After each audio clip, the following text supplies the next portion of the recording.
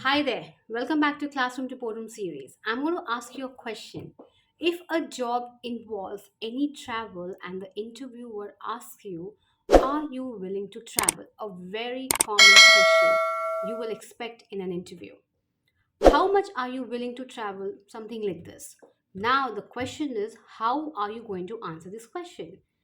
Important here is to know the percentage of travel so you know that what the job is really going to require before you say yes or a no to that job. So let's understand this a little more further.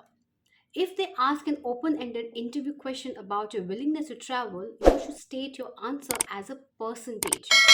Or they may ask you what percentage are you willing to travel, and you did answer that in same way.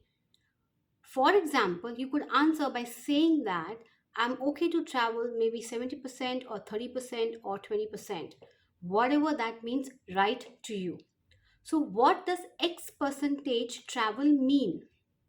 It means that the employer expects you to be traveling or in cities other than in your hometown. So, that is the X percentage of travel he's expecting you to do during working days.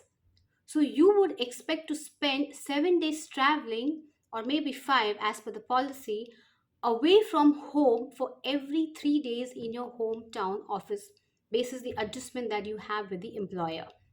So, this is something to keep in mind when deciding how much you're willing to travel and whether you will take up or decline the job offer.